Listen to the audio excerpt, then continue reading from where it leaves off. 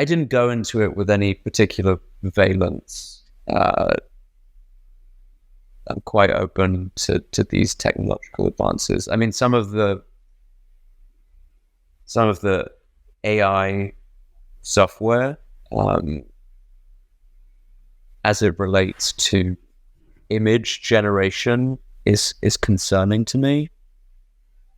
But I would say that this is more automation that is informed by and benefits from some degree of AI and some degree of programming.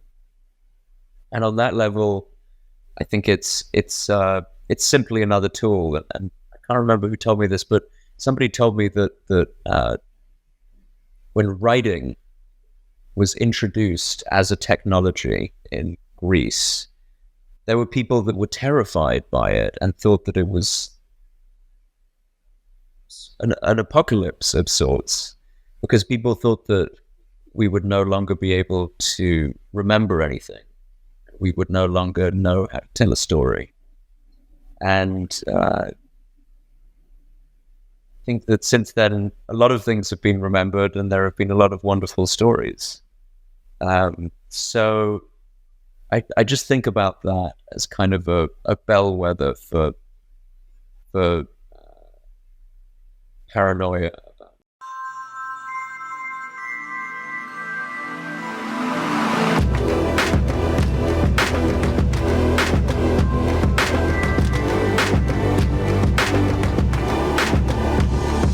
Welcome to the show, Caleb. Thanks for having me. It's good to be here. I'm actually really excited to have you on the show. I started to kind of get into your work a little bit with a book you have coming out, and so we're going to get a chance to look at that. But you have a great body of work, and so I'm really excited to have you on the show today.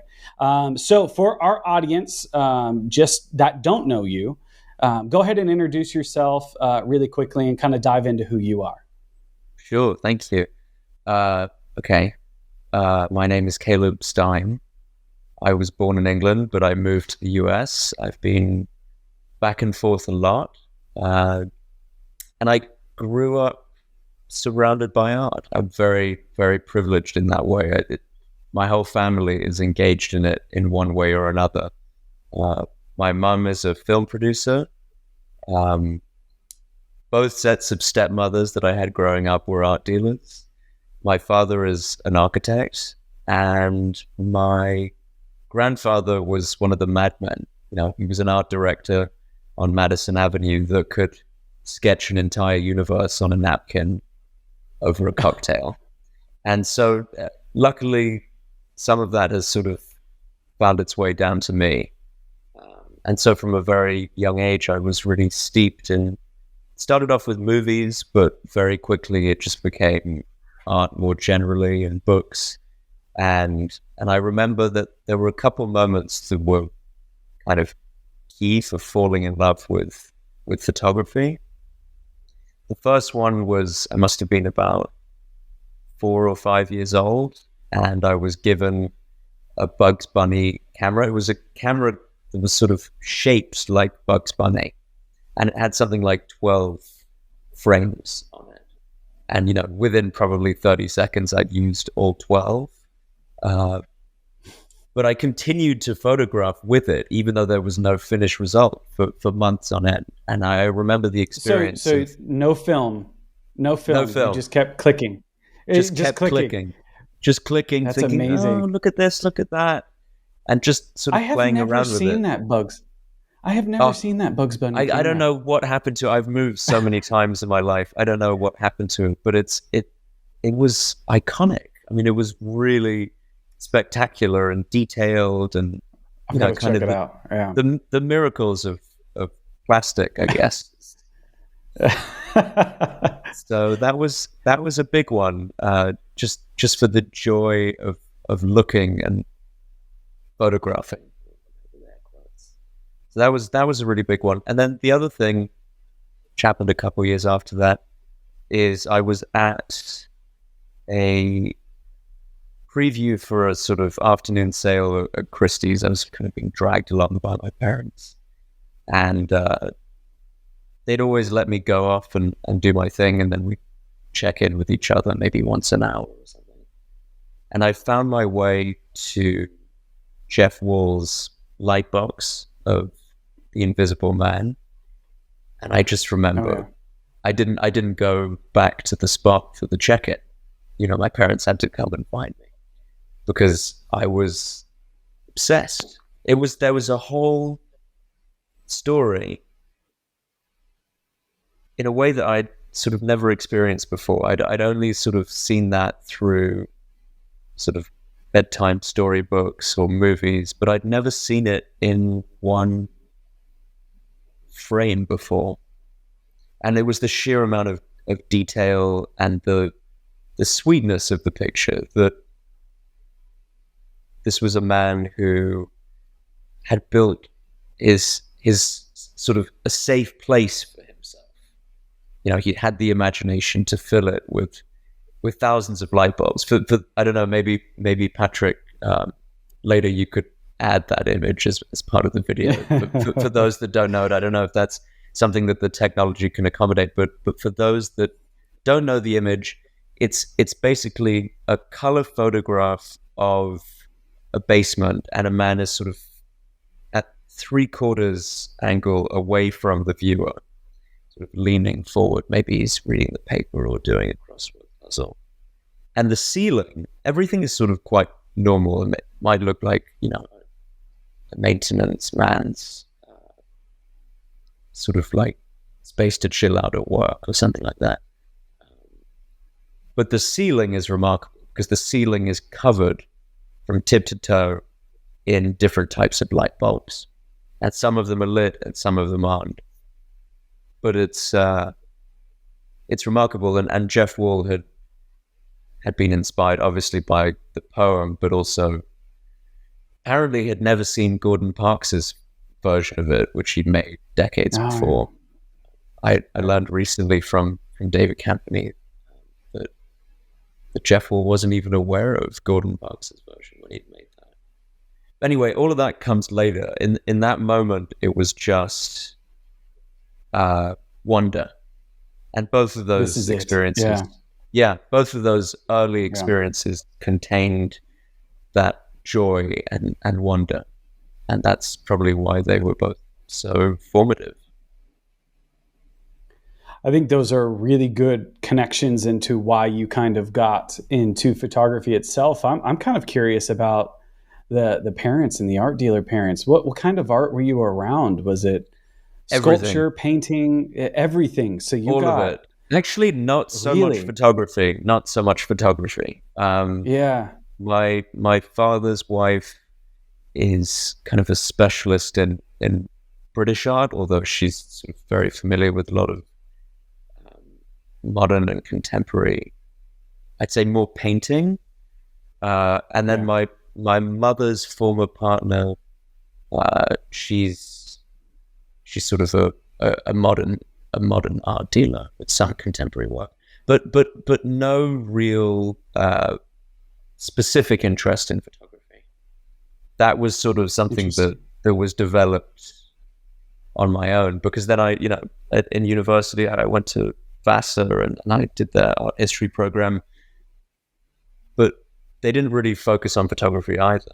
So I took a lot of film classes, a lot of English classes, and the photography stuff just kind of happened on its own. There was a great library, there was the internet, and that was enough. Yeah, there's an interesting, it's still there today. There's like art dealers either specialize in painting or sculpture or other things. And it seems like photography has its own like niche. And I was kind of, I don't know, it may be better today, but you walk into a gallery, you see mostly painting and sculptures and all kinds of different things. And I'm like, where's the photos? You know what I mean? Where's the photography? And so people show up for a photo show. That's the thing, is people actually they do. They come out for it. No, it's true. And not to sort of make too much of a dad joke, but photography is the stepchild of art. It still is, you know. And I kind of resent that fact, because for me, I think it's other than movies, I think it's the most powerful medium, and it's the one that's got the most direct pipeline to our life and experience. It has the most powerful capacity to transmit that experience. So where did you started doing film photography, and you've had a really interesting background as far as like finding your love in the darkroom. Can you talk to me a little bit about that? What was it about the darkroom, and what was it about photography? Because as you just said, it's, you know, still, you said the stepchild of the art world. Why go that direction? What was it about the darkroom and taking photographs that did it for you? So in high school, I was really lucky. I had a class that taught, the teacher is called Mr. Stoll, Andrew Stoll. We're still friends. You know, we still hang out once in a while, go see a show together, go have a drink. And I was in 9th grade, and it was just a basic photography darkroom class. And I was, kind of making prints of my first roll of film. And I brought Mr. Stoll out one of the prints, and it was bad. It was really, really bad. But he was very generous, and he said that it reminded him of a Ray Metzger photograph.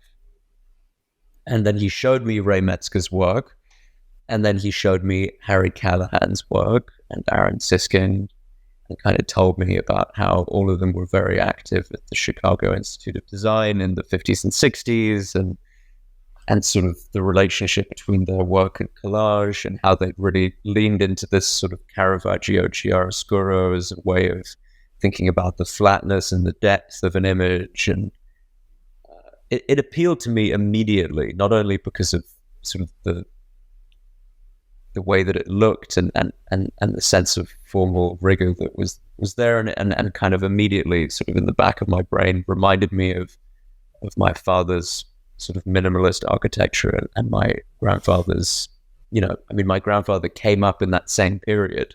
But the other thing is that, when I was a kid, I thought I was going to make movies. I was obsessed with movies. I mean, I'd watch like 3 or 4 movies a day.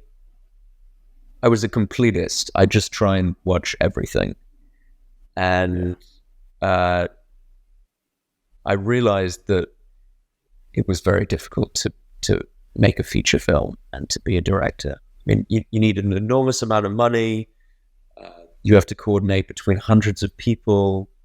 And a lot of the same questions and interests and emotions could be explored through photography. And then when I saw that this work by Metzger and Callahan and Siskind was kind of like a photographic equivalent of film noir, it was like a light bulb went off, and then I was all in with photography. And so I started photographing all the time, and became very friendly with the teacher, and he was very generous, and he gave me the keys to the darkroom. So I'd stay after school and keep printing and developing, and then I'd clean up and get rid of all of the chemical baths and lock up after myself. And that was the beginning. I was 14, 15. Wow. What was your subjects at that time? What were you looking at? I was photographing on the street and photographing friends, and chasing light. They were just notes. They were just sort of these obsessions with light. Yeah. More than full pictures. Ray Metzger keeps coming up in my interviews. Really? Who else has mentioned Ray Metzger? It was a few interviews ago, and I apologize to the person I forgot right now, but it was a conversation where they were looking at that work and I think working directly with him. And so it was a really interesting connection, and he's had a lot of influence on a lot of people. And so that leads me to what you studied. Did you study photography, or what did you go No, to school for it, or no? no. It's just a passion that you've been developing and working on. I'm a self-taught photographer. I mean, I love that. I have I like love that. education that's kind of supported it, that's related. I mean, I think, and the argument was always made, because I was so frustrated in university that I didn't have a formal photographic education. I was like 19, and then I was 20, and I still wasn't making pictures that I liked. I didn't make a picture that I liked until I was 22. Oh, wow. So it took a long time to even make something that even I liked. And I was so frustrated initially. I sort of thought, well, if I'd had that formal photographic education, I'd be further along at this point. And the arguments that were made to me by professors and mentors and friends were that, for some people that's a great route, but that looking outside of photography and then bringing that back into one's practice is a good way of making sure that it's not just photography about photography. It's engaged with the world, I love that. It's like the pure passion is what was driving you, and it was your curiosity. That's just fantastic. So did you have were you looking at anybody that was inspirational? I know you just kind of referenced some early inspiration, but who do you like to look at? Do you have any particular inspirations? I look at everything. I look really. There's some people that say they don't. Yeah. No, I don't look at anything. I think that's sort of ridiculous and probably not true. No. I think it's really important to look very, very widely. And not just at photography, at a chair, at how a meal is cooked, whatever, just trying to be voracious and curious and retain that sense of wonder. But photographically, I look at everything. I mean, any major school, any major sort of artist, I've spent proper time with, and actually, awesome. One of the things that there were three sort of key obsessive moments, self-assigned bits of research. The first was an early love of Kudelka. And at the time, Magnum's website still had the full archive. And I looked at his whole archive, which was thousands of pictures.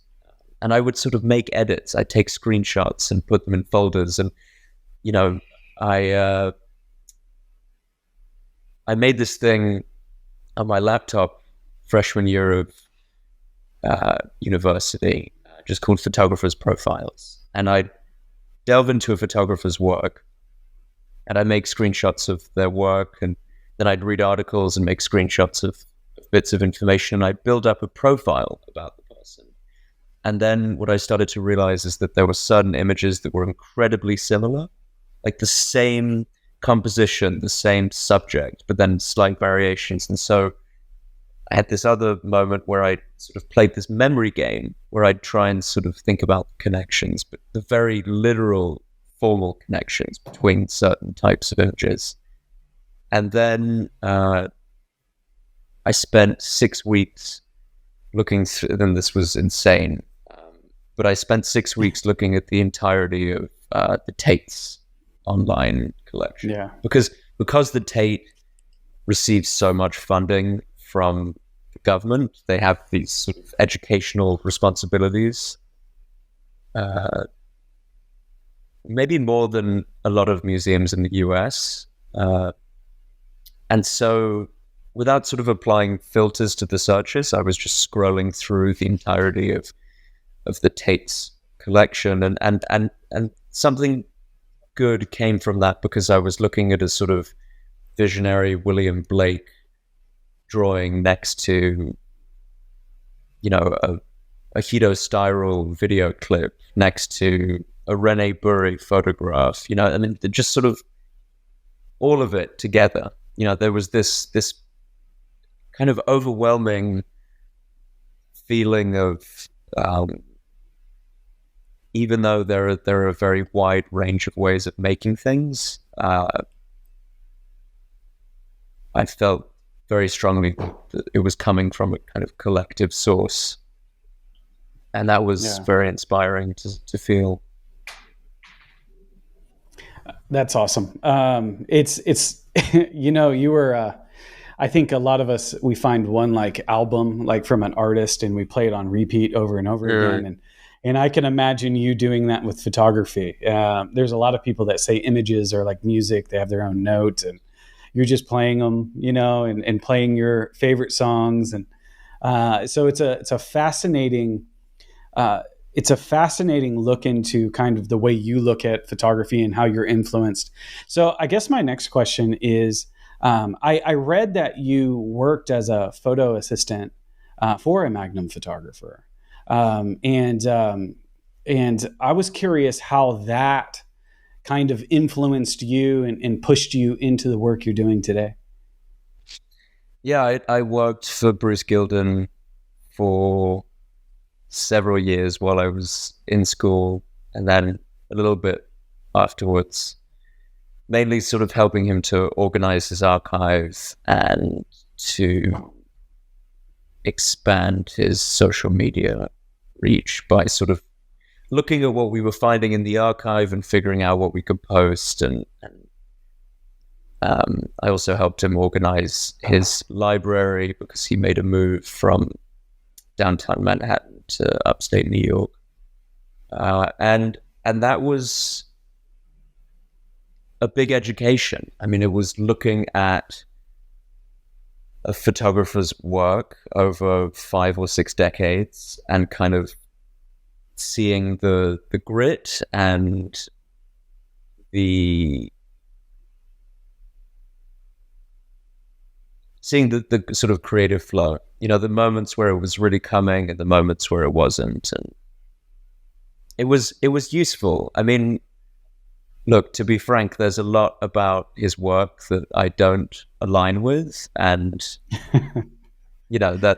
but it's a good education to see that, and I'm grateful to him for sort of opening that up. And I think we found a way of helping each other. I worked extremely hard for him. It took a lot of energy out of me, to be honest. I think that's great. I worked as a photo assistant as well. And, I kind of have that same sentiment. It wasn't work that I would do per se, but kind of seeing that work ethic, how to archive, and seeing how a body, somebody's work changes and moves and adapts over time. It was really inspiring. And one of the things that I think we're in a time right now with Instagram where an image is almost instantaneous. We send it out and it's immediately consumed, and you're always kind of throwing them out there. And to kind of see someone just kind of work and develop their work, and they're taking their time with it is I think it changed the way I looked at photography and my own particular practice. And I'm not in such a hurry anymore. And I was curious 100%. What your thoughts were about that, but also too, it's, there's this moment for every photographer when they decide, okay, now I'm going to make something. And I'm kind of curious what that moment was for you. That's a great question. No one's ever asked me that before, but you've actually just accurately conveyed an experience that I hadn't even realized I'd had. First of all, you're just to sort of first things first, I agree with what you're saying about this experience of looking at an older photographer and kind of recalibrating conceptions of time and learning some patience. And Bruce did that for me. He works very hard. he takes his time, and that's important to see. And, I became more patient by seeing that. And you're right that Instagram sort of distorts our perception of how long these sorts of things should take. I think the key 100% moment for me was 2018 in the summer. And I was about to get married. And I still hadn't made anything that I really liked. And my partner, Andrea Orejarena, she suggested that I stop photographing in the town that I was living in, and that I instead start photographing at a watering hole that we would hang out at every summer. And I embraced it fully. And over that 6-week period, I began to make work that I actually liked for the first time. So that was it. How important is storytelling for you? Some people try to get it in one image. Some people don't. You know what I mean? They're some people are just trying to conceptually deliver an idea, but some people are telling stories, and I feel like you are. And so I'm kind of curious how important storytelling is for you. Well, I think the power of stories is immense. Yeah.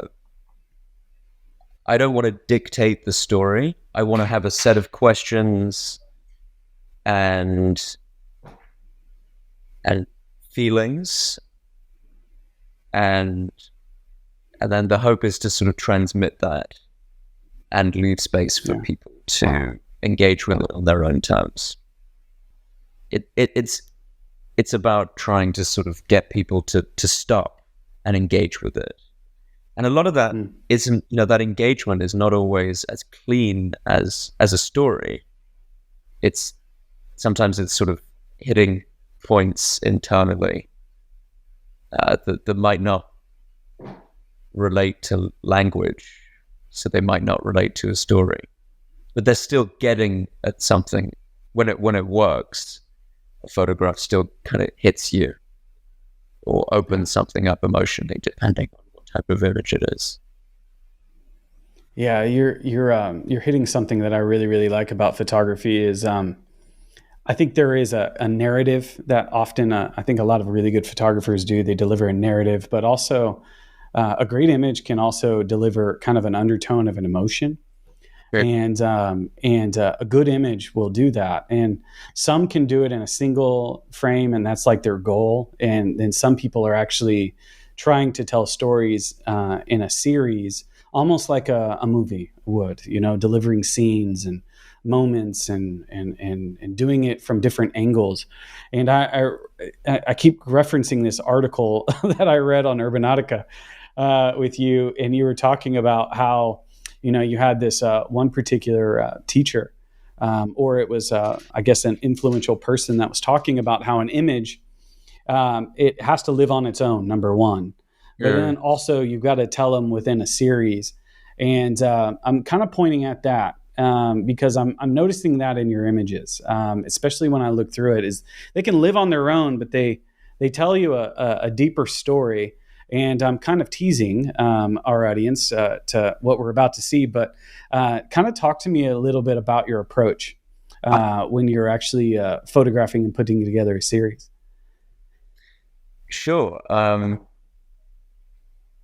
Well, it varies enormously from one body of work to the next, but I agree with you that even though I'm trying to make photographs that can sort of stand on their own, I'm often sort of thinking about a project as a world building exercise and how different photographs will build out certain components of that world that I'm looking for. And that's not something that's preconceived. That's something that the joy of it is in the figuring out of it as it develops.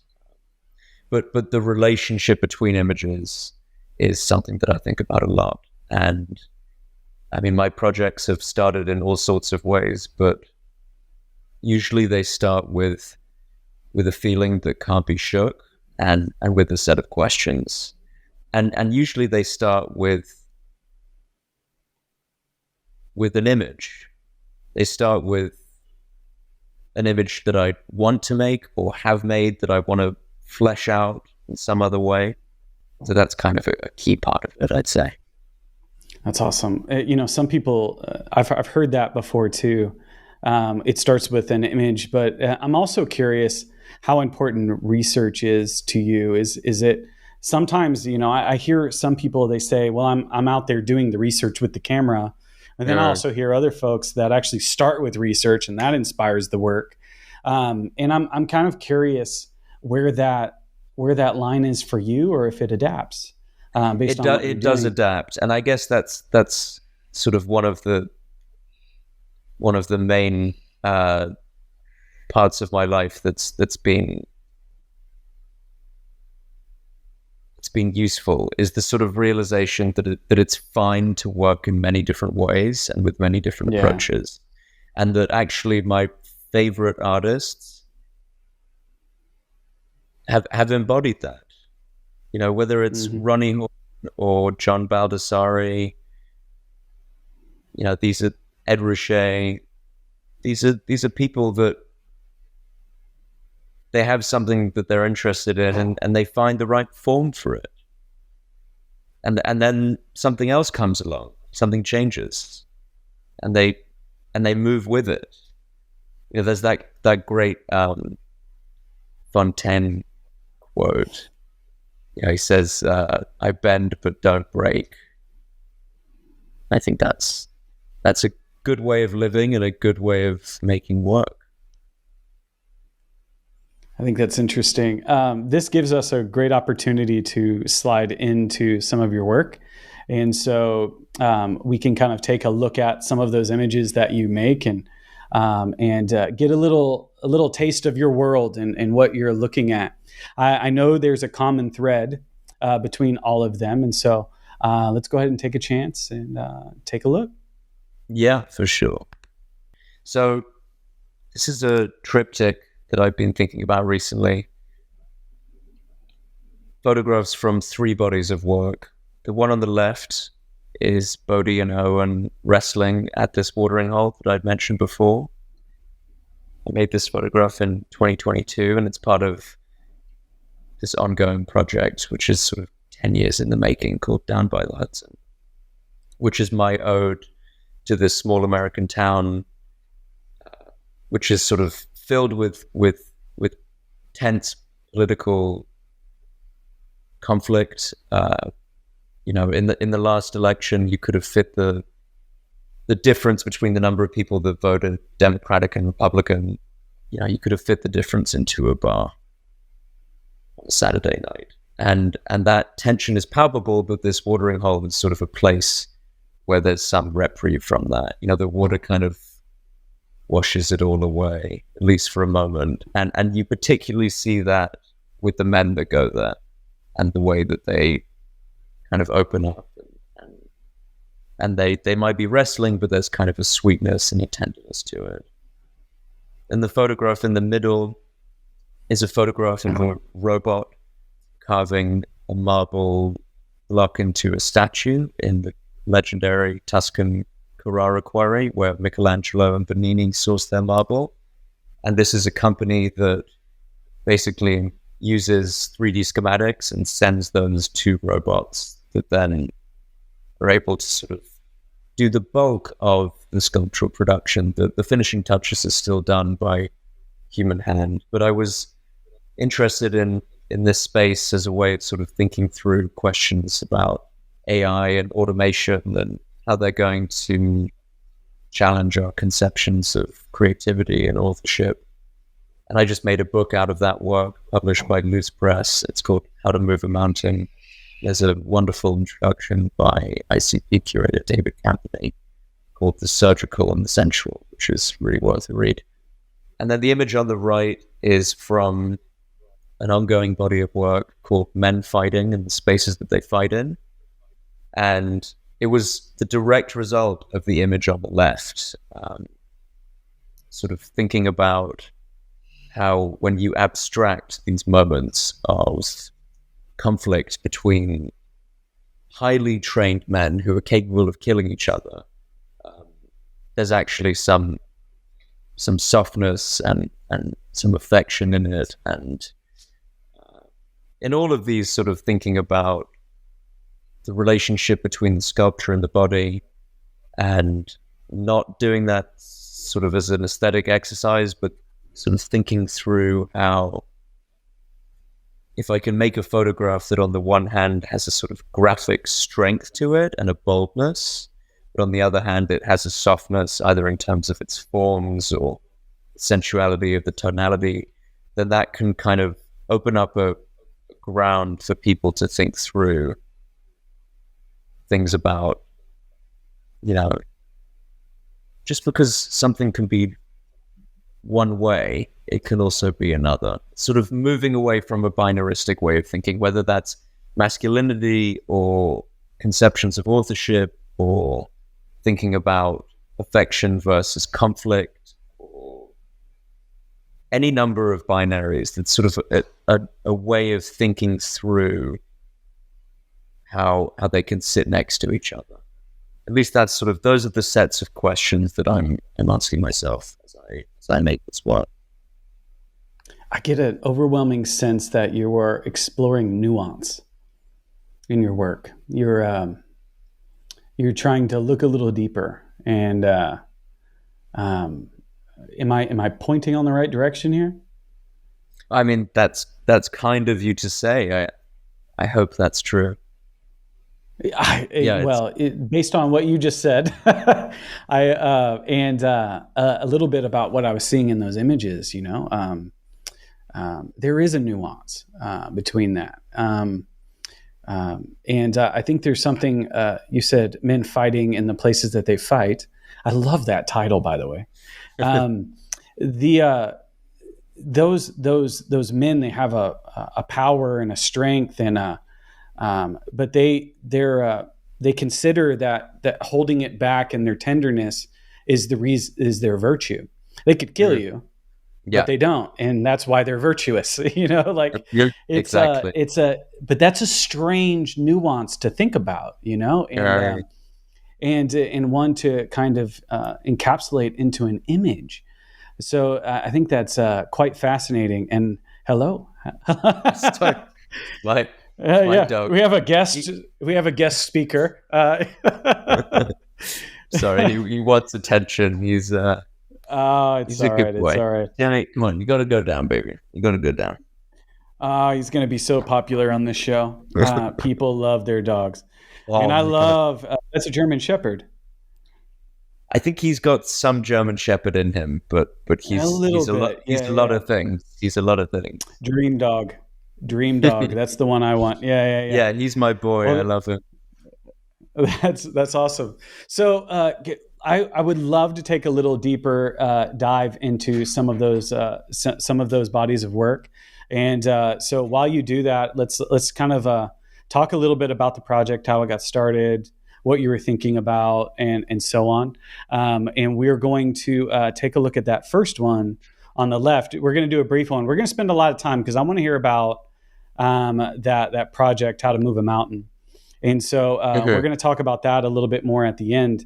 But let's dive into some of those really quick and get it. Let's take a look at your visual language here. This is down by the Hudson. This is the most recent version of that book dummy. And I don't know if this is going to be a book anytime soon. Some things become a book very easily, relatively easily, and other things, they take years. This is one that's taken years. I mean, I started making pictures in Poughkeepsie 10 years ago, and I've been engaged with this work ever since in one way or another. But basically, it focuses on a watering hole on the outskirts of the town behind a drive-in movie theater. And people have been coming there for generations. People might move away and then come back to show their kids where they used to hang out. And the activity at the watering hole all centers around this one tree with these beautiful roots, and there's a rope swing. And, there's this very wide range of people that come there, and even though they're very different from each other in some way, the thing that unites them is that everyone goes off of this swing and watches the other people going off of it. And none of us are meant to be there. Sometimes the cops come and tell everyone they need to leave, even though in quiet moments, those same cops will admit that they used to hang out there when they were teenagers. But, technically it's trespassing to be there. But I think the fact that everyone knows that they're kind of breaking the law, it sort of starts people off with a sense of solidarity that's actually very useful. So without really meaning to, the work ended up primarily focusing on young men and the way that they soften when they're in this space. And I started to think about how this is, without sort of being soppy, this really is a utopia of sorts. This is a place where people relax. It's free. If there's a family that's cooking there, they will dish out food for everyone. Even the people that might not get along in another place, they'll have a beer together or they'll share a joint.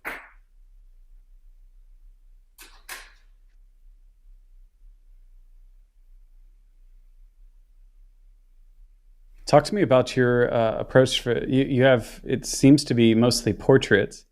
And so talk to me about that.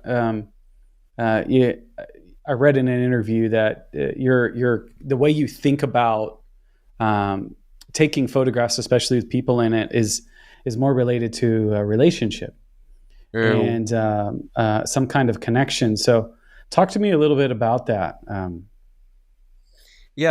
lot of these people I see there every day for a whole summer. Some of them have become friends, some of them I've kept in touch with.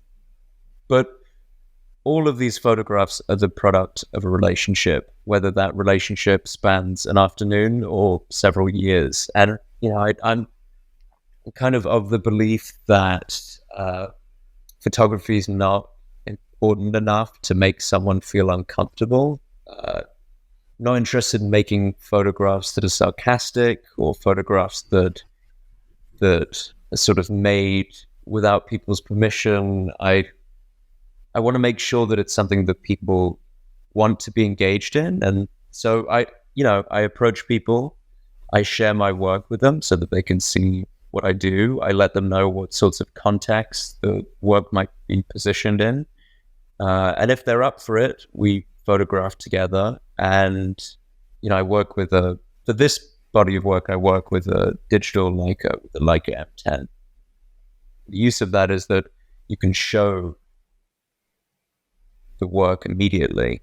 And then I usually get people's email or Instagram or their physical address, and I'll send them a print, or I'll send them, the work. Sometimes I'll just send them the raw files because maybe they can use these pictures for their Tinder profile, or for someone's quinceañera or whatever. I don't want to be precious about it. These things can exist in books and in shows and in museums, but it can also actually have a use for the people that are being photographed. And sometimes I'm photographing without saying much. Sometimes we're trying things. For example, this is Fred and his twin. And I remember when I saw them, I said to them that I was reminded of the scene in Charlie Chaplin's The Great Dictator, where there's the worker Charlie Chaplin and there's the dictator Charlie Chaplin. And the worker Charlie Chaplin somehow accidentally finds himself in the dictator Charlie Chaplin's private offices. And before he can escape, the dictator Charlie Chaplin comes in, and the worker Charlie Chaplin decides that the only thing that he can do to try to blend in is to pretend to be the dictator Charlie Chaplin's mirror. And so they keep sort of mirroring each other or failing to mirror each other. And I told them the story and they thought it was hilarious. And so they started to sort of jump around and back and forth, and they failed to mirror each other, even though they have this very strong genetic connection. So, the collaboration is about play. It's about an idea. It's about being loose and sort of just taking it as it comes. I mean, another example is Tayshawn, come up from the Bronx for the day. And he said, yeah, you can photograph me. I could use the pictures anyway. But I live in the city. I came up here to move around and to be in nature. So you're going to have to move with me. And I'm going to climb around trees and go into the spots between trees. And that if we're going to do this, this is how we're going to do it.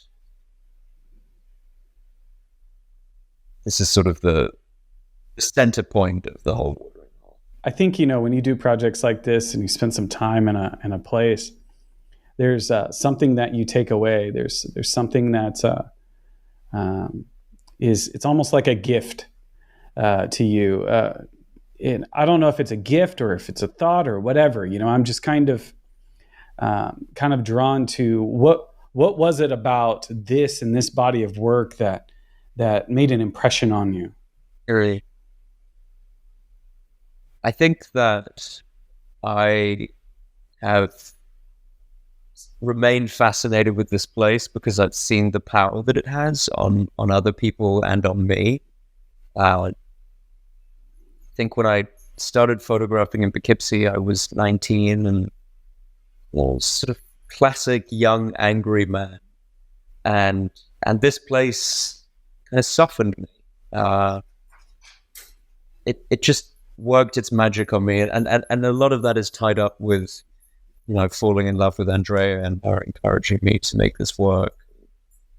So over time the work became an ode to the place, but also an ode to the time that I'd spent there and to the relationship that had developed in part because of it.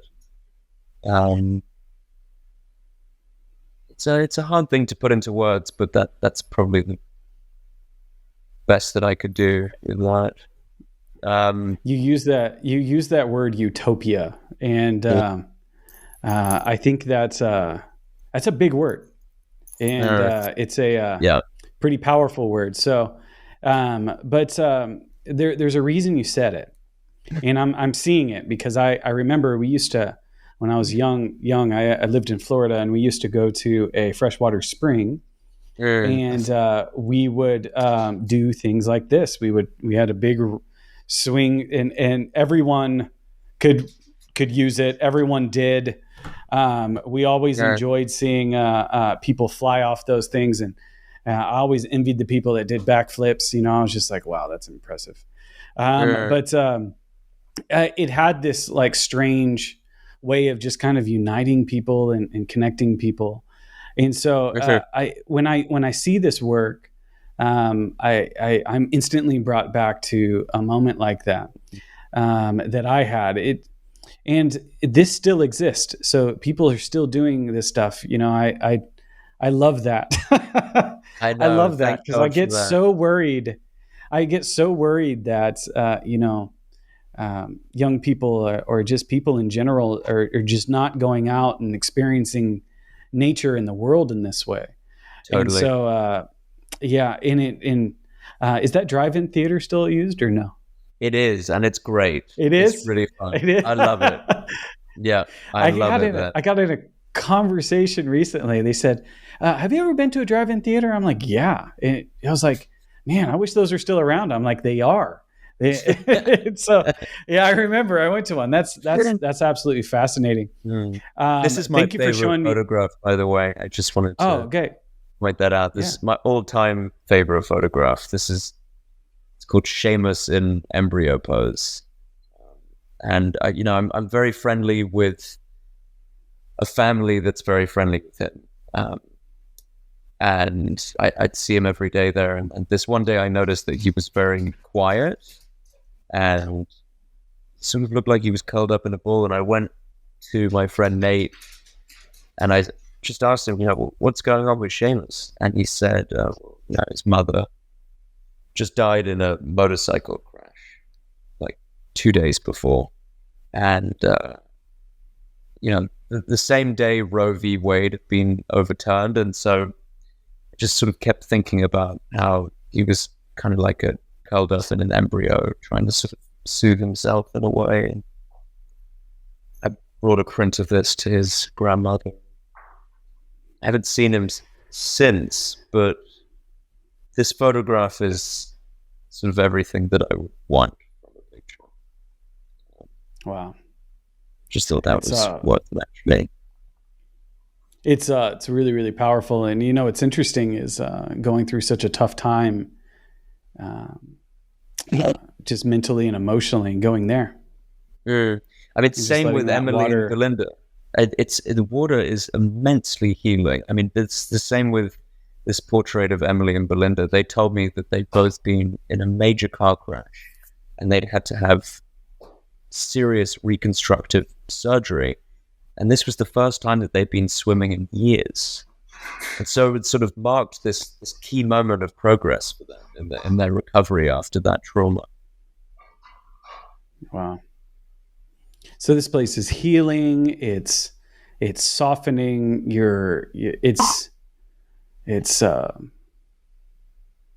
wow. It's almost giving me Fountain of Youth vibes,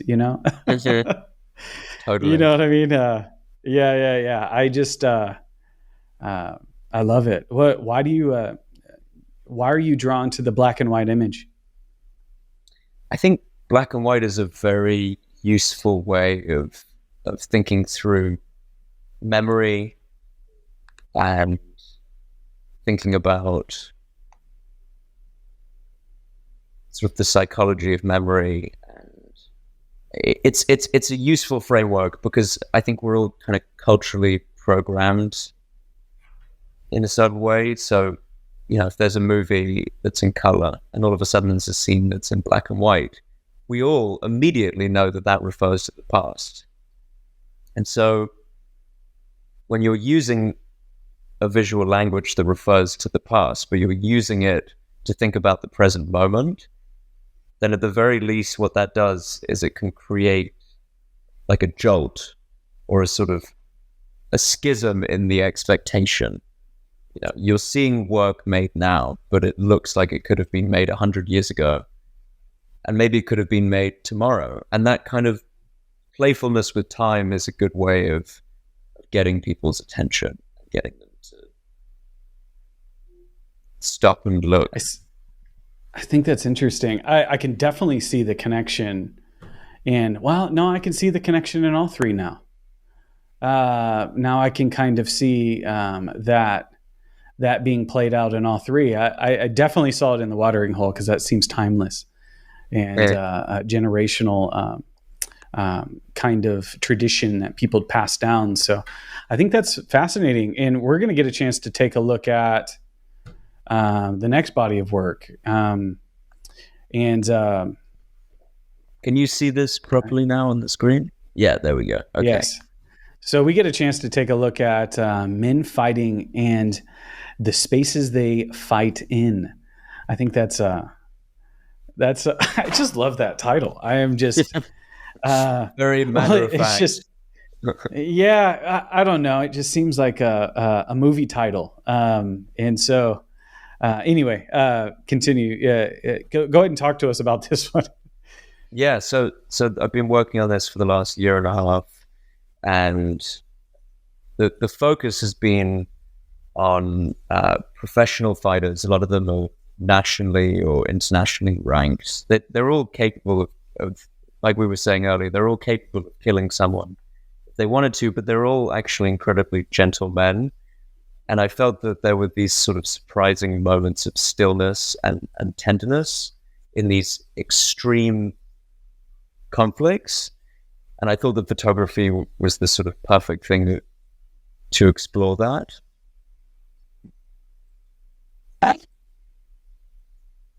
You're doing a lot of close-ups. These knots. They call it the knot. The knot. Yeah. Yeah.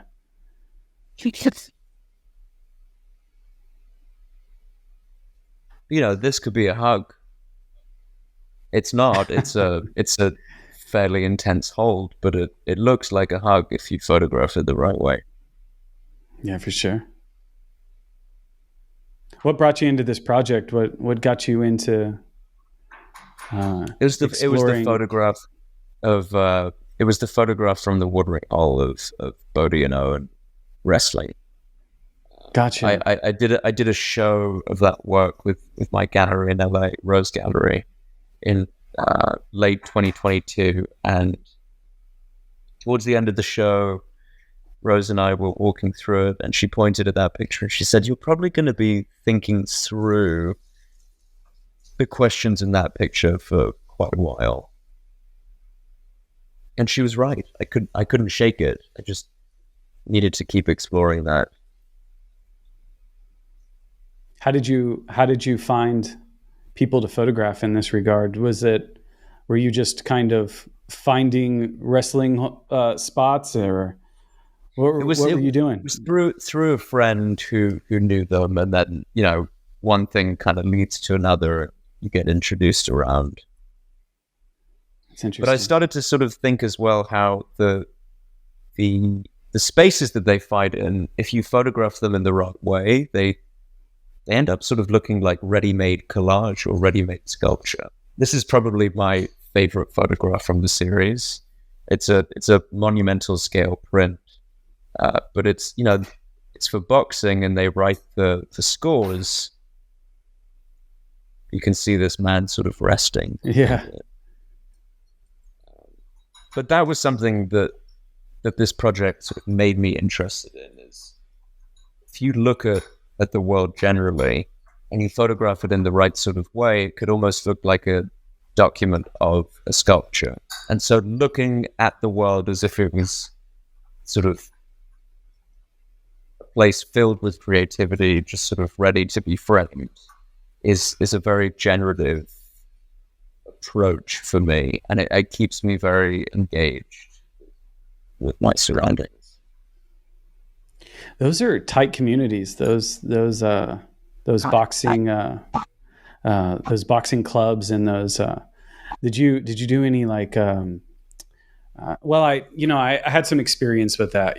Growing up, I knew some people that were into boxing, and they were also into MMA and stuff like that. And they were a tight group. They trained together, and they do a lot of this stuff. And talk to me about that a little bit. Did you get into that community a little bit, or not how did so that go much for you? No, I didn't get so into the community. It was mainly about what happened when they were fighting. That was the thing that really interested me.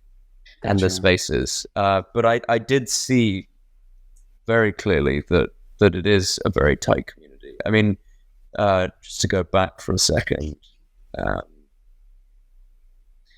this photograph here of, it's called Hole Punch. Hopefully one day there'll be, in a show, there'll be a whole grid of these different types of hole punch pictures. But, on the one hand, you look at it immediately and you think, okay, a clear symbol of toxic masculinity. Guy can't control himself, puts a hole through a wall.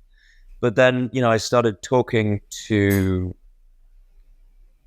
the fighters there, and basically what had happened is that one of their best friends had been competing in Rio, and after the fight, he was walking down the street and someone killed him. And when one of the guys in New York heard about it, he was so upset and he didn't know what to do, and he put a hole through a wall.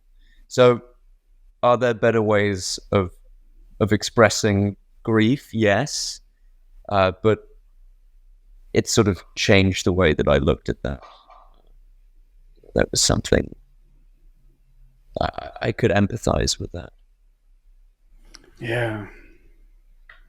Well, and especially with people that are learning to use their fist and their bodies in order to for competition.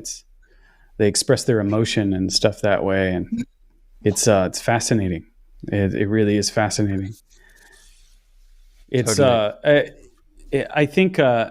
Were you looking at any particular artist, like as far as those, especially those knot photos where they're all kind of, joined together. It's amazing collage of body parts. And so I'm kind of curious if you had any inspiration. Were you looking at anybody, or were you just kind of finding things with your camera? I mean, I always look at work when I'm making my own work. Some of the people that were influential for this body of work were Mapplethorpe, and I also love a lot of the work that Sam Contis makes, and just also the history of sculpture and the history of representations of fighting. I did a deep dive into how fighting is represented in all media across millennia, and kind of, even if there wasn't a direct reference, it was sort of a useful way of kind of orienting myself. Huh. I think it's an interesting dive into that world. There's like I was referencing before, it's a tight community, and so like I was always kind of curious. And they're not always welcome to a cameraman coming in. So I was. It seemed like you had a good connection, and they were comfortable with you being there. So, and you were getting pretty close. We got on well. We got on really well. Yeah. And so, what was it about that particular subject? What did you get out of that one? What was the big impression after all of that? Did a perception change for you, or I'm kind of curious. Yeah, perception definitely changed. I mean, it reinforced my belief that even the people that present in the toughest of ways have vulnerability within them, and that there's something very radical about figuring out how that can come out. And healthy and good, and their willingness to do that was very encouraging, because they weren't sort of like, suspicious or anything like that. They got it, and I was very upfront with them. I said, I'm interested in making photographs that complicate conceptions of masculinity by showing that even though you're really tough, there could be something very tender. And they were like, "Oh yeah, okay, cool." Which it's like, yeah, cool. We're done. We're done. Like, okay, sure. And best policy is honesty. I mean, you would expect, maybe, I don't know, or at least I would have expected that might have been met with more resistance. But if you just do someone the courtesy of being straight with them about it, it's surprising what people are up to. Knowing my friends and being around that for the brief time that I was in high school, there's a respect, there's a camaraderie, there is a work ethic, there is definitely a pecking order, and it's a really interesting place. But everyone was there. It was like there was this like code of honor in a way, and it's usually goes unseen. You see just the bombastic people on TV or UFC, doing their macho-ness, to create their character or whatever. But in those places, and there is that subtlety. And I told you that I've noticed an exploration of nuance. And I think you're there. I think you're definitely. Are you continuing with this project? Are you still shooting there, or is that one done? Yes. No, I think it's nearly done. But I think it's not totally there. I'm not completely sure. I don't think it requires sort of repetition of the same thing, but I think I'm going to sit with it for a while, and when the right thing appears, I mean, Paco, who's one of the guys that I photographed, he just moved gyms.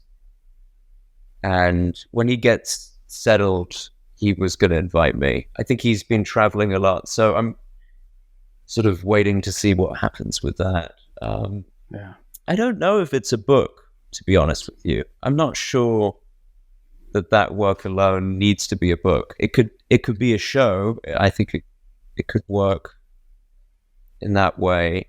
You know, I think through the scale that an image should sort of live at a lot.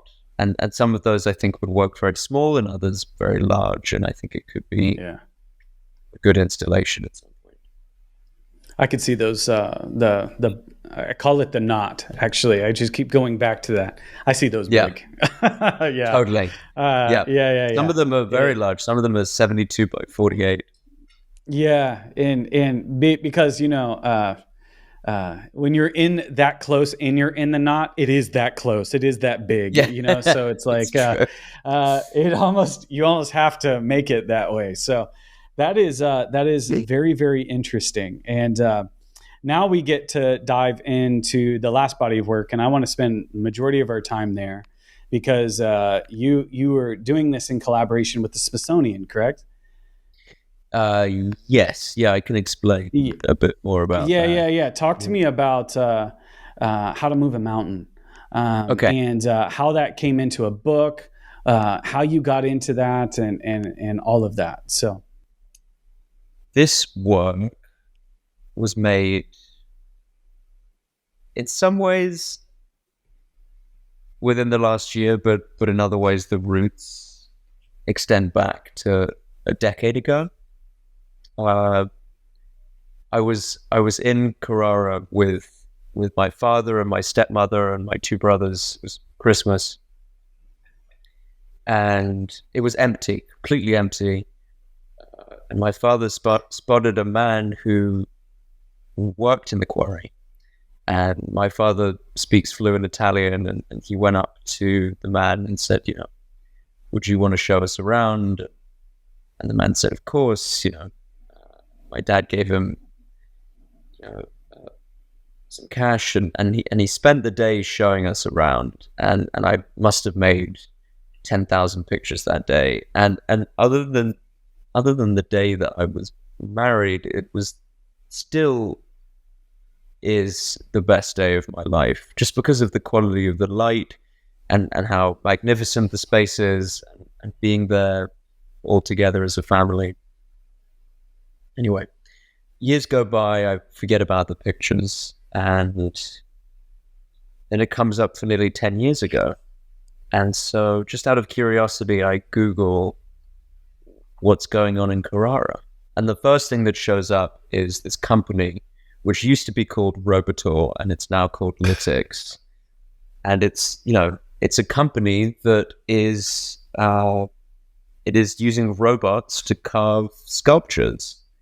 And in doing that, it kind of allows artists to focus on being artists at the beginning and the end of the process. It's this white glove service. And I was fascinated by it. I was fascinated by it visually.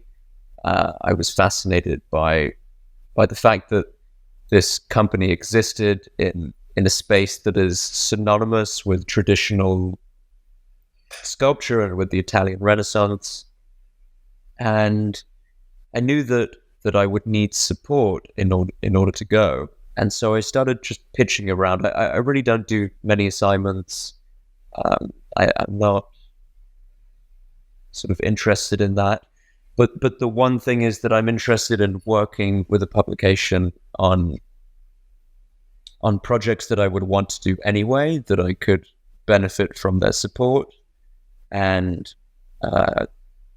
so the Smithsonian agreed, and Jeff Campagna was my editor. He was lovely and very supportive. And they got me access, and they you know, financed the work. And I went for 10 days last spring to photograph the full production arc of one sculpture. And, you know, when I arrived, I saw that there were robots in 6 different bays. Each of them was sort of contained within these semi-transparent plastic bays that let the light in a very beautiful way. But from the beginning, I was told that I was only allowed to photograph this one sculpture, which is made by Filippo Tincolini, who's one of the founders of the company. And it was a sculpture that was kind of made, yes, for his personal work, but also kind of as a sample of what the company is capable of. I was told not to photograph in the other bays, and because there are many people that use these services that would prefer that the general public did not know. So there's basically 2 types of clients that come to Robotour. There are the people like Zaha Hadid and Kors and Jeff Koons and Damien Hirst and Tony Craig, and they're all sort of quite comfortable with people knowing that they're working with a production company. In the case of Zaha Hadid, it's actually sort of interesting. A lot of the designs that she'd made in her life couldn't be realized because the technology hadn't caught up. And since she's died, her company is still active and run by a group of architects and engineers, and they've been carrying out her designs. And all of a sudden, the technology is at a point where it can make some of the things that she'd always dreamt of. So that's sort of group 1, and it's fine to photograph that. But the other group is the sort of neoclassical sculptors, and they have NDAs, and they would prefer that people did not know that they were using a robot to do some of their work. And then in the book, there are the photographs printed on a beautiful paper, and each signature is sort of punctuated by this industrial grade tracing paper. And I made these screenshots of the 3D schematics, and then we printed them directly onto the paper. It's a great combination. Working in those 3D spaces, they're little nodes, you know. And so they're really interesting to kind of flip around in a 3D space, and to kind of see it being realized with a robot is pretty amazing. Absolutely. So this is sort of a context shot. I was interested in how the robot is so unwavering in its work. You know, when people who work at Robotour go home for the night, the robot keeps working. And unlike a human sculptor who might have doubt, or who might stand back from the work and take a coffee break and then go back, or pursue one avenue of production and then double back and try it a different way, unlike that, the robot never gets tired and it never makes a mistake. And so every single mark it makes, it has this sort of capacity to understand how that relates to a mark that it'll make in 3 days' time. And I was interested in how that sort of, you know, it starts with a very large tool, sort of a circular head, and it does the sort of broad outline of the shape. And it makes these lines that sort of look like a topographical map. And you can see in this picture that behind the statue, there's this sort of metal container. And basically, as the robot progresses in its work, it will automatically deposit the current sort of hand that it's using and take a finer hand from there. And occasionally there'll be some human oversight, you know, some transitions, but for the most part, it's autonomous. It's being programmed to be autonomous. Is this outdoors? It's sort of exposed, or semi-outdoors. Semi-out. Okay. There's no roof, so it's all very sturdy equipment. The plastic sheets are more kind of like privacy partitions and also to contain the immense amount of water and dust that comes off of these things. Basically, as the robot carves it, it has these high pressure water spouts that remove dust so that the marks can continue to be made with precision.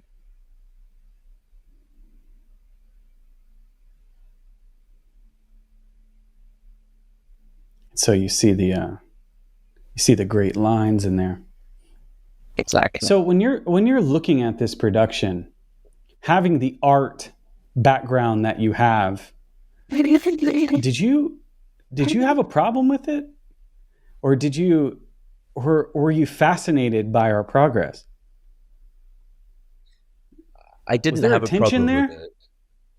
What? Okay. No, not for me. No, because I think that there's always been anxiety about technological developments, and that often, with hindsight, we're able to see that it's less of a radical shift than we might have thought, and that there's still a way that a person can employ that tool. You know, the tool doesn't define the person. The person can just add it to to their arsenal of creative tactics.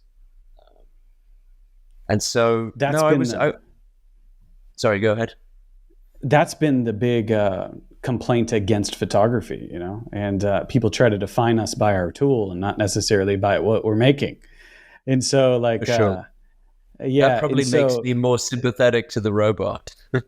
Interesting. That's an interesting connection there.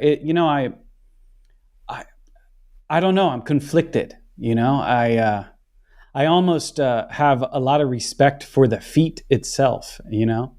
The journey of carving a rock like this, or stone like this into something magnificent. That feat, but I don't know. I find that, and I was curious what your thoughts were. You were continuing on there. You were adding something else, so I'm kind of curious what you think. Yeah, I think I should probably go back a little bit first. Yeah. Yes. I see the stratification on there too that's starting to form. I thought that was interesting. Go on. Keep going. Totally. When I arrived, I was told that I should stand behind this mine because the robot moves unpredictably. It's very dangerous. Big bits of marble can go flying, which, easily injure someone. But the issue was that everything felt too removed from that distance. And so even though it was probably quite foolish, within 10 minutes, I decided that I was gonna treat this as if I was photographing a person. I was going to extend the same sort of sense of intimacy or closeness or tenderness to the robot as I would when photographing a person. And I made that decision on a gut level, but also conceptually, I was thinking that what does it mean to kind of extend that tenderness to something that's so clinical and industrial? And it was scary because, all of a sudden the robot would sort of make this terrifying sort of ballet-like movement. But, if you don't step out of the way, you're going to get cut in half.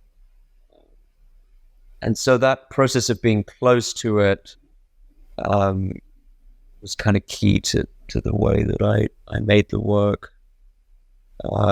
And I think ultimately it's just a question of how it's used was sort of what I arrived at. Yeah. You could make very beautiful work with this as part of your sort of technology. You could also make garish, cynical, cheesy work, or you could make perfect reproductions.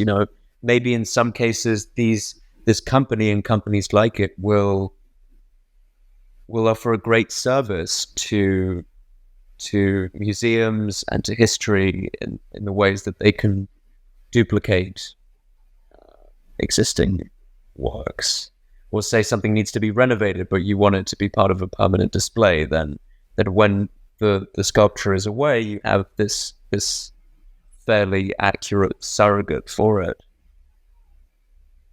I think it has a wide range of uses, and I'm not feeling too threatened by it.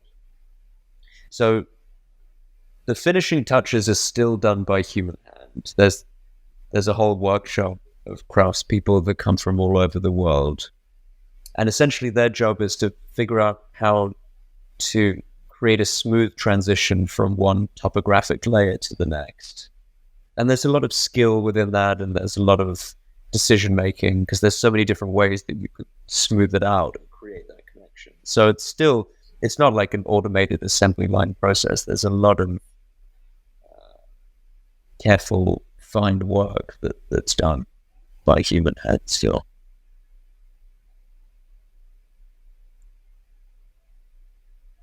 So they're taking it from that kind of you called it topographical. It looks very stratified, Totally. And then you have like artisans and people come in and they kind of clean it up and or just kind of fine tune it all and so this is what it looks like after the machine. Exactly. After the sculpting machine. Where do you see an artist hand in all of this? Do you because it's not now with a chisel. So where do you see the influence of the artist? I know where I see it, but I'm kind of curious what your thoughts are. The influence of the artist opposed to the artist hand, craftsperson carrying it out. Yeah, well, you can see the craftsperson, at the end, or whoever kind of doing the finishing touches. But I guess what I'm alluding to is I see the artist hand in those 3D schematics. Those. I think that's a very sensible way of looking at it. Yeah. Yeah, it's just no longer with a chisel, and when you get in there, yes, you can do a scan or a 3D scan of something, but the fine tuning, the sculpting is actually happening digitally within these 3D environments, which is then translated into this machine or robot actually doing the bulk of the work, and so. It's a different way of looking at sculpture for sure, and so I love seeing those 3D what I don't even know the proper word for it. Is it a schematic? Would you call it a rendering? I think a schematic or rendering, both fine ways of thinking about it. Yeah. I love seeing that, but that's the bit of color that you get. You did black and white here. Are you trying to look at like you did in this notion of the past with a future technology? Are you trying to bring that tension together? Can you talk to me a little bit about that?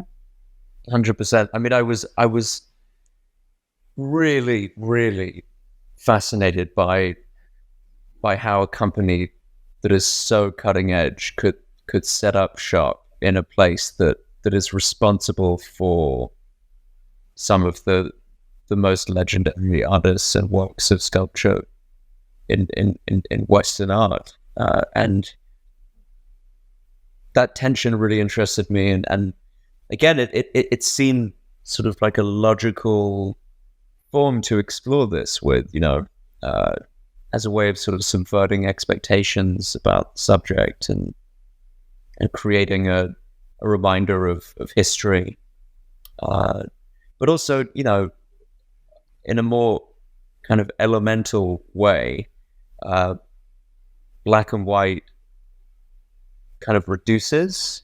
I mean, it has its own complexities, but it reduces, and I was interested in the raw elements here, in this stone and how it's shaped, and so I wanted to use a language that kind of focused in on that. That's awesome. I definitely feel I feel the connection and the tension, for sure. It's also bold of that company to go into that backyard, and Yeah. I like that too. I'm not gonna lie, I like that. But at the exact same time, it just shows the current state of where we are in with our tools and what we're using today in order to make work. And this is just the natural progression of 3D printing and 3D rendering and the technology today. Like, has this experience changed your or did you have a positive or negative viewpoint on this kind of fabrication, and by doing this project, did it change it at all, or did you get more fascinated? I'm kind of curious about that.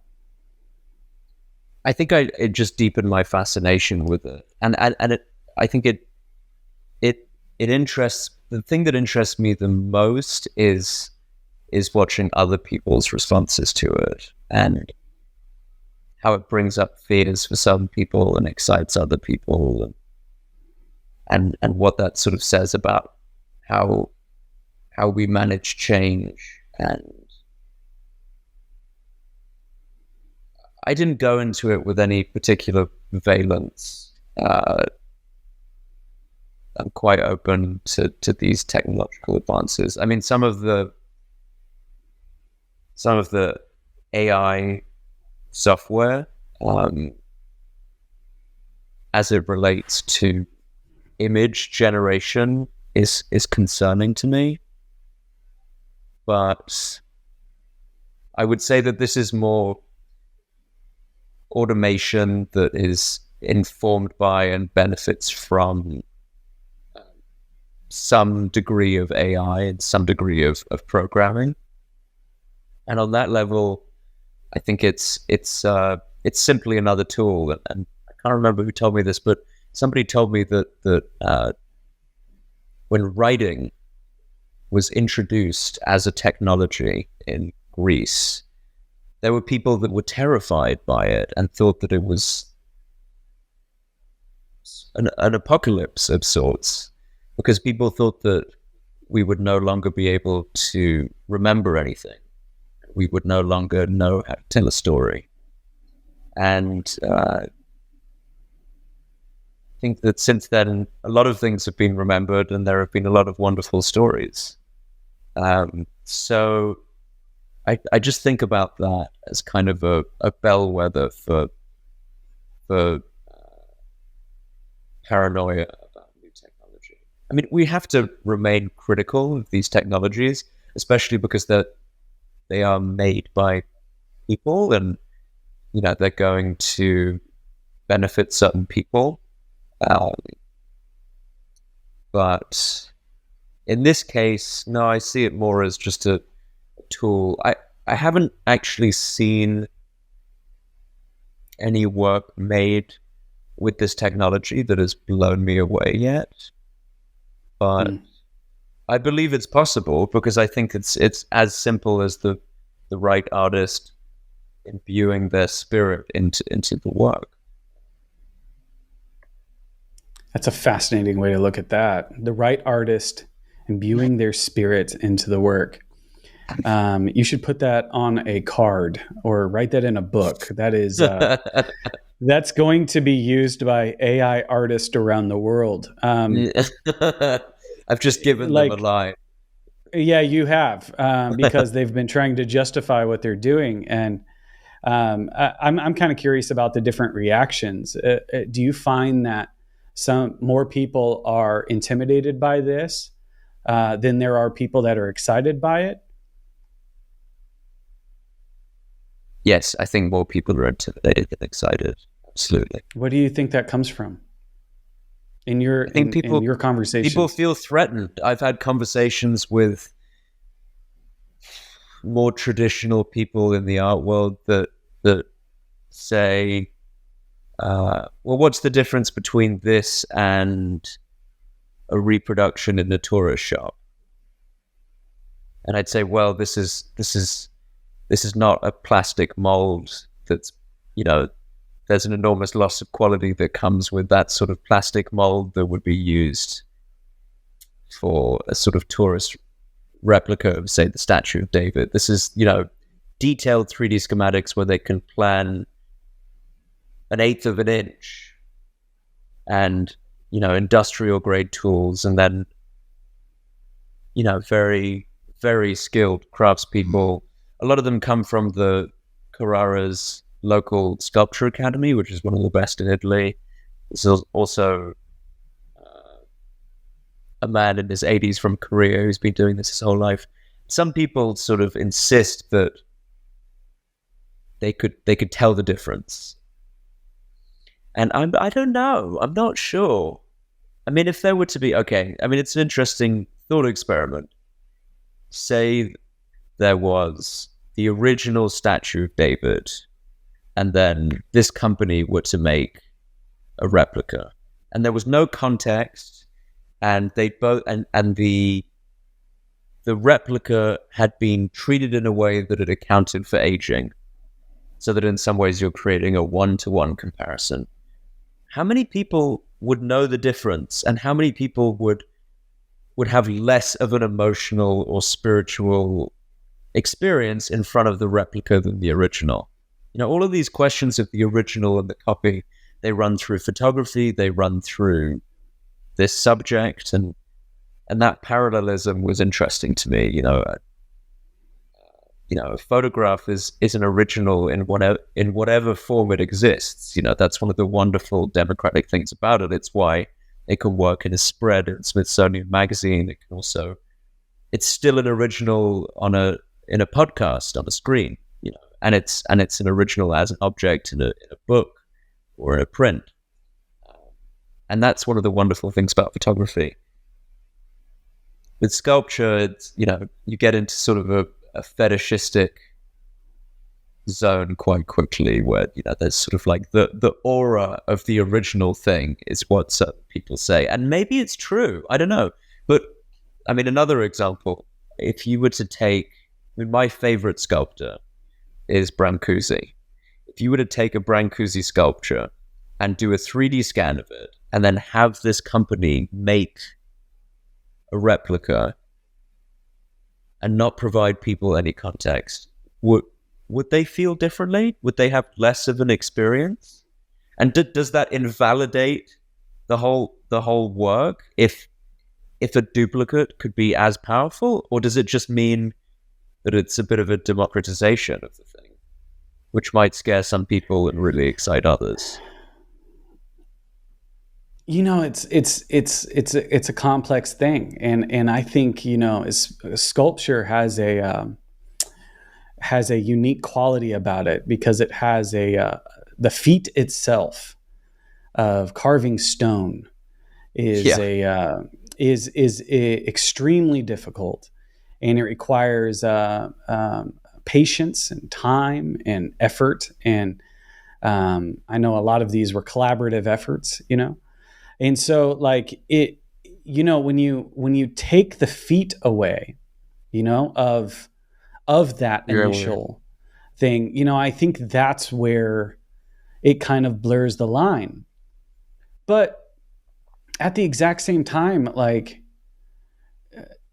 I don't know. It seems to me like when you stand in front of especially the David, it's massive.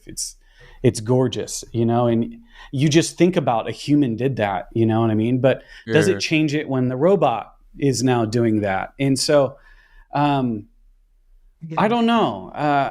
To my point, it's like, I don't know that you ask a good question. Is like, could someone tell the difference?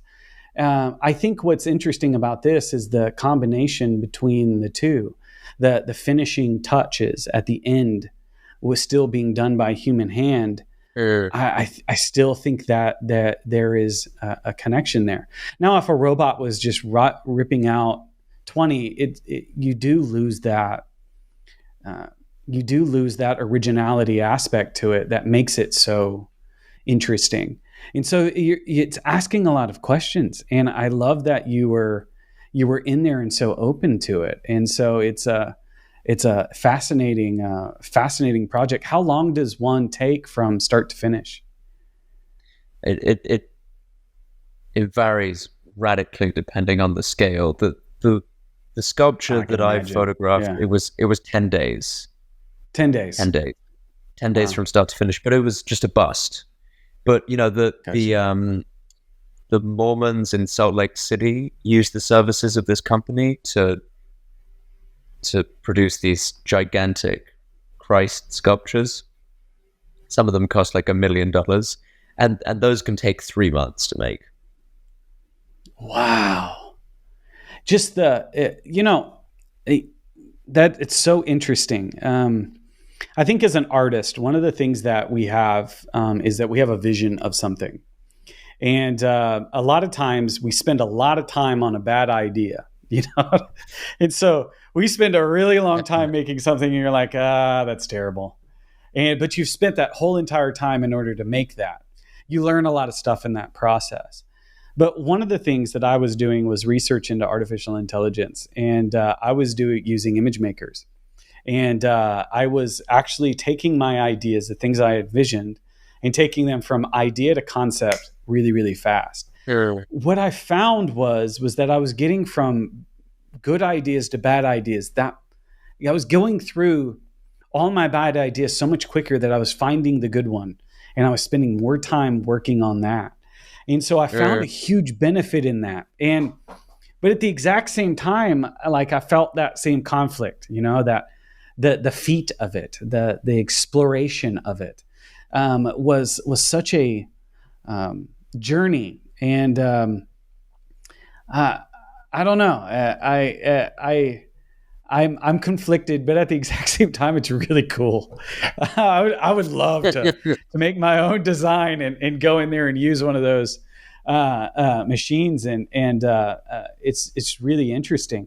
I think where they would have to draw a line would be doing one of a kind original pieces, and maybe destroying the 3D rendering afterwards, so it can't be recreated ever again. I'm sure that the art market will require that sort of line of thinking to be carried out. I agree with you. I think that will be something that we could get to. I think that you've mentioned this idea of how imagining the intensity of the feat of the production of a sculpture is a key part of your experience of marveling at it. And I think that's a really important point. I think that there are multiple ways of assessing the value of something. One of them is just to stand in front of an object and kind of absorb it or think about it. But one of the things that makes art powerful is thinking about the people behind it, and then the lives that they've had and what led them to make it, and struggles or the victories that they had along the way. And that's why any of the most sort of iconic works of art, we all feel like we have a personal relationship with the artist that made it. And I'm gonna make a connection to Van Gogh, and that's one of the reasons why I enjoy that work. It technically, it is difficult, and it's not an easy thing that he was doing. But at the time that he was doing it in such a conflict with, the paintings that were popular at that time, and for him to be doing what he was doing, it's his story is just as important as what he was making, and so and how he fueled a movement out of that. It's You're exactly right. When you start talking about the artist being involved and thinking about the artist involvement, and that's why I asked the question: where do you see the artist hand? Where do you see it? Is it in that design? And I love that artist that you were referencing before, the one that had passed away. But they're taking the designs that she had, and now they finally have the technology to realize that to me is really interesting. That's the artist hand involved. And so that's where you get this gray area. And now we find our way back to nuance. this exploration of nuance that you have in your work, and that I highly enjoy. So, thank you. How can people get this body of? How can people get this book? When is it available? Let's talk about that. Thank you. It's available now. It's published by Luce Press, LUHCZ, and you can get it from the publisher's website. It's also available at certain bookstores, Arcana bookstore in LA, Setanta, which is a big photo book distributor in the UK, is distributing it, or from my gallery, Rose Gallery in LA. And we're going to keep working on placing it in different bookstores and spaces in the coming months. But yeah, that's where you can get it for now. It's a great book, great layout too. I really enjoyed kind of flipping through it, and so congratulations on a great book there. I think everyone should get it. It's really, really solid. I'm gonna try to see if I can get one signed by you. But that was a little plug. But I'm just kidding. But I think this is a good time to kind of get to the last question that I always ask. And we have a lot of people that follow this show that are makers themselves, artists. And I always like to kind of give a little nugget of inspiration or something that can help an artist on their way. So do you have any advice for anybody that's trying to find their way as a maker, as a photographer? What they should be thinking about, what they should probably be doing, or any type of advice that you might be willing to offer?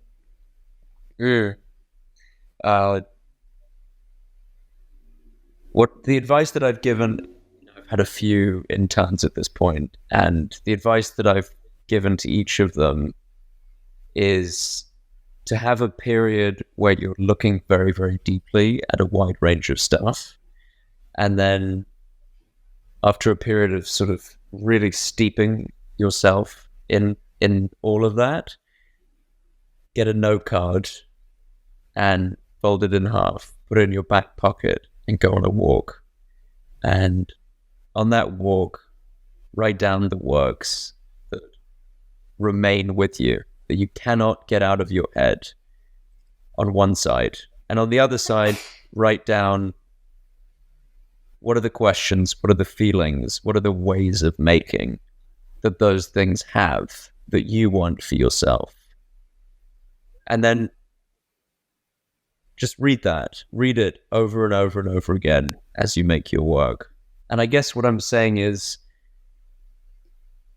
the process of becoming an artist and being an artist, for me, is a process of taking stock of the world in all of its wonder and richness. You know, Goethe famously said, "The world is richer than I am." And then figuring out what my relationship to that is, so that the collective gets thread through the personal and then becomes collective again. It's sort of like a triangle that goes like this and then comes out like this again. And that's how I think about my work.